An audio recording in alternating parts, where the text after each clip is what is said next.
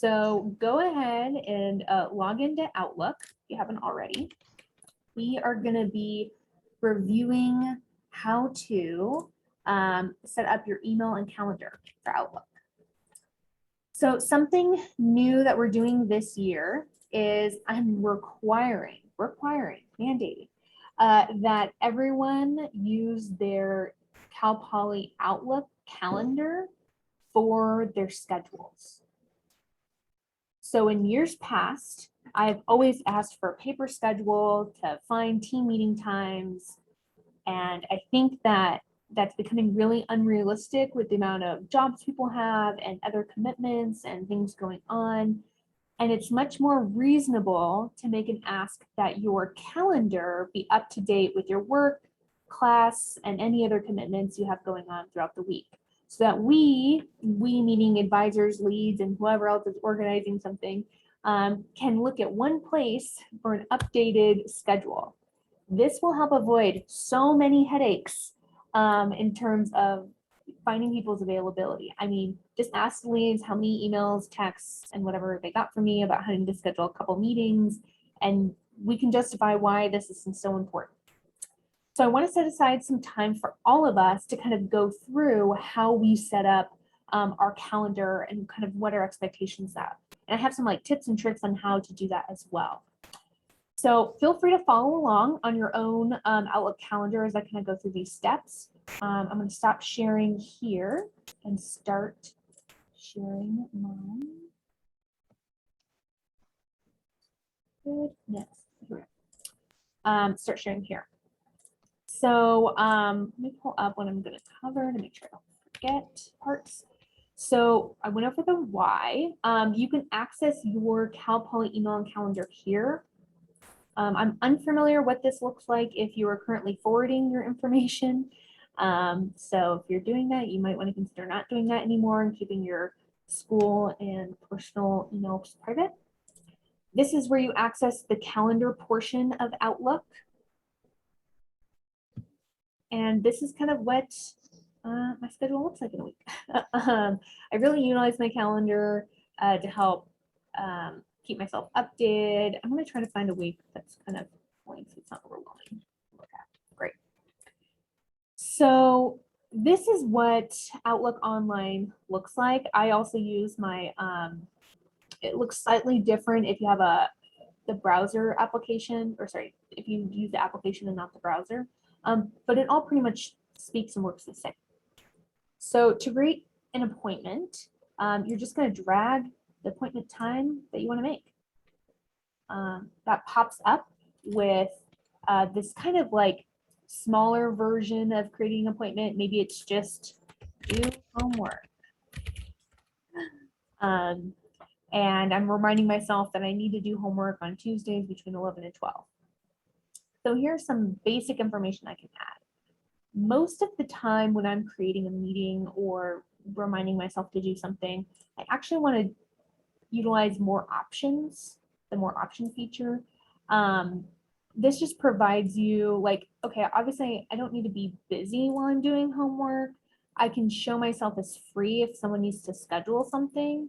So that way, if you mark busy, right, then people know I can't make an appointment. I can't do a meeting. I can't do anything during that time. But since I'm just doing homework, I may be more free to take a call or to have a meeting. So there's a lot of other features that you can add. Maybe I'm doing my homework with Alana, so I can add her to this kind of appointment. Maybe we want to do this every week, and I can set that so it creates a calendar reminder every week to do our homework. And maybe we want to meet virtually. So, you know, we don't have the same time, so we can be in the office at the same time. So we want to add a Zoom meeting. So this is kind of important. This is kind of the second step. This adding a Zoom meeting was not there automatically. Outlook owns Skype and Teams, so they prioritize wanting you to make a meeting using their platforms. If you're more familiar with Zoom, you're going to have to go ahead and hit these three buttons here and click Get Add-on. So the Zoom add-on feature is something that I actually had to seek out. So you need to do this for both your desktop version and your browser version. So in the add-ons for Outlook, I go ahead and in the search, I hit Zoom. I already have it, so I can't add it anymore, but that's where you would probably add. And it would probably just ask you to refresh, and it pops up here every time. So when I make my Zoom meeting with Alana, I hit add Zoom meeting. Sometimes it needs to authenticate. We've all been here before, right? Where we need to use our single sign-on with Cal Poly, because Cal Poly pays Zoom for us to use this feature. So once I've authenticated it through my browser and I've done my dual authentication, so no one steals my information, I can now make a Zoom meeting. So right now, Lana and I are meeting every Tuesday until July 5th to do our homework. I can also, maybe that doesn't work for Alana. If she has her calendar up to date, I can see when she is free. Oh, I see that she's free 8 to 9 on Wednesday as well. So this is where having your schedule up to date with your appointments is essential. I'm going to discard this. You don't have to do that. But so that's how you make an appointment and also get the Zoom add-in feature. Okay, let's say, yes, Kimmy, you're telling me I have to put everything on here, but I don't want you to see the, I don't know, party I'm going to on a Monday night, because I don't, whatever. So there are ways to share your calendar privileges with people. And this is important. So right now, I think your privileges are set to everyone can see when you're free or busy, but you want to check that here. So under my calendar, I want to make sure that my boss can't see that I'm going to a party on Monday from 7 to 9. There's 2 ways I can do this. If she already has access to my calendar and that's fine, she wants to see it, I can make this a private appointment. And that way I'm the only person who can see that I'm partying on a Monday night. But let's say I have a lot of meetings with students. I don't need everyone to be able to see exactly what I'm doing when. That's okay. I don't need to see that. Your lead doesn't need to see that. We can just see private. But you need to check your permissions on your calendar here by clicking the 3 dots next to the calendar that you're using. And people in my organization can view when I'm busy. So they will see are chunks of time that say busy. I'll show you that with Kirsten's. But the campus email, James, Jennifer, Kara, Carrie, they can all view, and Kirsten can all view my titles and locations. So people on my team, like, it's nice to know that they know that I have a meeting and who I'm meeting with, but they don't need to know every single detail. So you definitely want to look to see who has permissions in your calendar, and maybe you only want to give those permissions to certain people. So I want to show you what it looks like when someone has their calendar as busy. This is what it shows up like. So I can tell when I can make a meeting with Kirsten because she doesn't show that she's busy, but I know that she's going to be unavailable these days. So this is why it's so handy. I don't need to see what you're doing. I just need to see when you're free and when you're busy. And this creates good habits for the future. So this other people's calendars doesn't show up automatically. You actually have to go and add calendars from the directory here. So let's say I want to see when Shayna's free. I actually have her. I'm going to save her to my Pulse group. You can create groups. You can leave them as wherever. But maybe you want to add your team. It already exists. This becomes handy because then I can easily go, okay, when are me and all of the leads busy? Show you their calendars. But that's what I'm saying. It makes it so much easier to start scheduling teams just by saving calendars here. Okay, so I went through really quickly, but I showed you how to access your calendar through your portal, how to create an appointment or a meeting, how to add the Zoom add-in, how to change your permissions, and how to add someone's calendar through the directory. Make sure you add their Cal Poly email address or just type it in. So those are some just general easy tips and tricks for using calendar. Outlook also has email. So going back to the email, there's some best practices to do when utilizing your email. I usually try to respond within a 48-hour window. That way people know I'm responsive. This is the way I want to be able to communicate. It's better than getting a bunch of phone calls that I have to answer in the meantime. So I try to answer within 48 hours. When I am working on something, I like to copy as many people who need to know as possible, right? It's so much easier to just copy someone on an email rather than have to constantly update. So it might be best practice that if you're communicating on behalf of your team, that you copy either your advisors, your lead, or your other team members as appropriate for that communication. So if you're reaching out to, one of your leads asks you to reach out to a faculty member, you can just copy them under this copy so that they know that you've communicated and what you've said. So you don't need to be like, oh, here's the email I sent, right? They've already been copied. It's good practice. I also recommend, like I talked about earlier, you might have your personal email and your work email all in one. That can get pretty complicated. So I kind of like separating them out. So I have my work email that I do everything for work using my KJ Hutton, and then I have my personal email address, right? That I put all my spam and all my online shopping and whatever else I do via email on my personal one. And it's kind of just best practices to keep those separate. Okay, how to draft an email. So really quick, I think you saw me put new message here. On the online version, it kind of pops up here.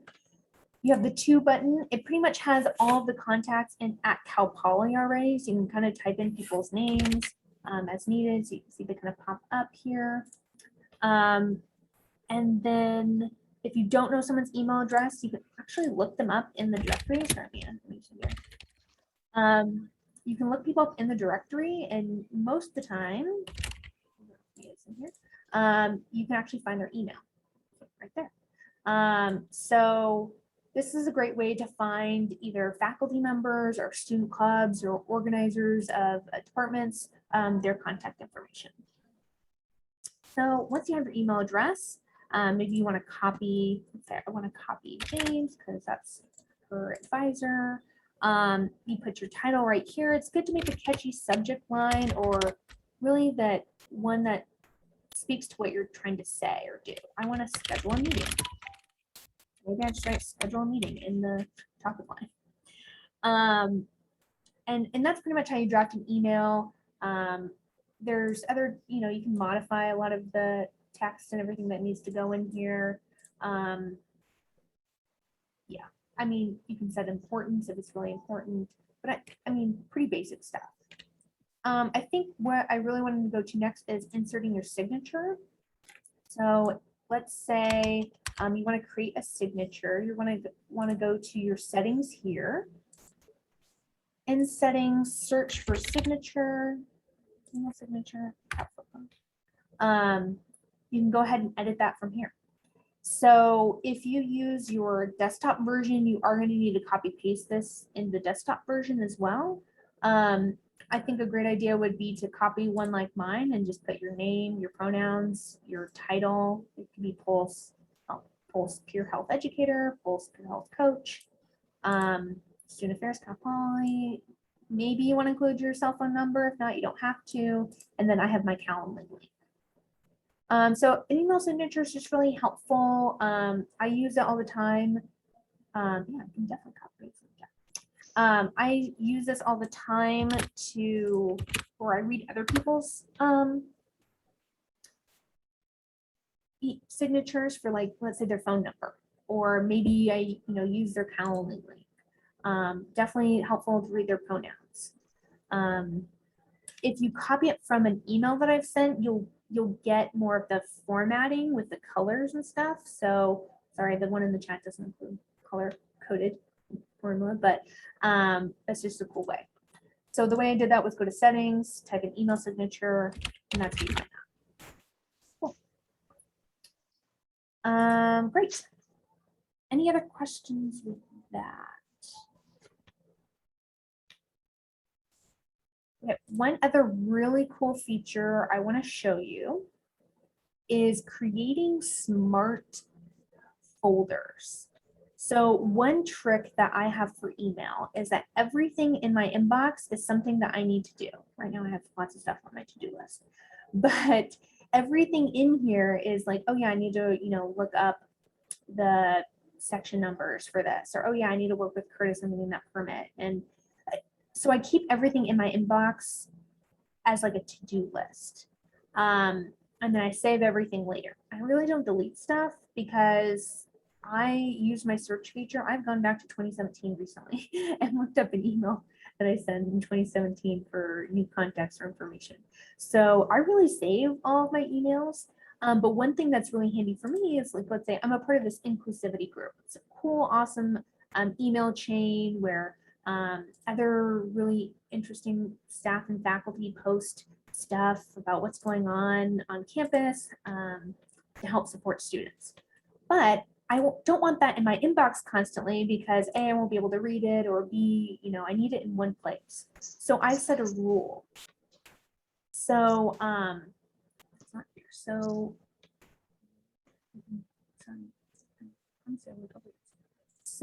oh, we can't go on here. So I have to go in here. Okay, so let's say I want all of ACOG's information to go to one folder. So I'm going to create a rule from an email that Lena, their lead, sent me. So always move messages from Lena Freed to, I'll create a new folder called ACOG.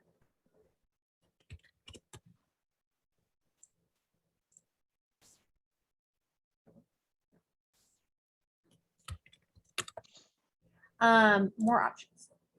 So move all messages from Lena Freed to ACOG. Great.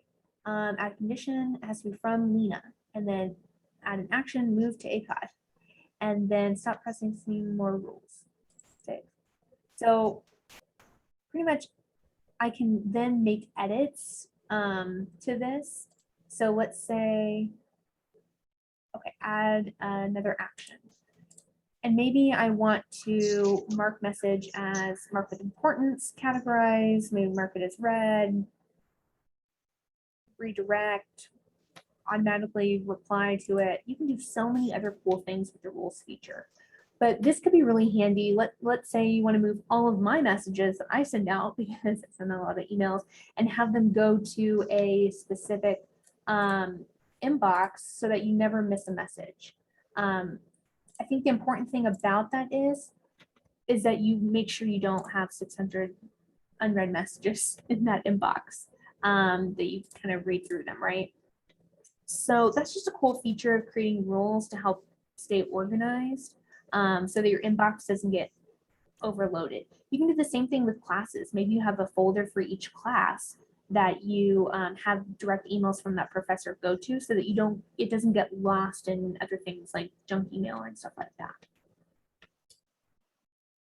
So that was pretty much what I had prepared for a brief overview of Outlook. Hopefully you were able to follow along and to try it yourself.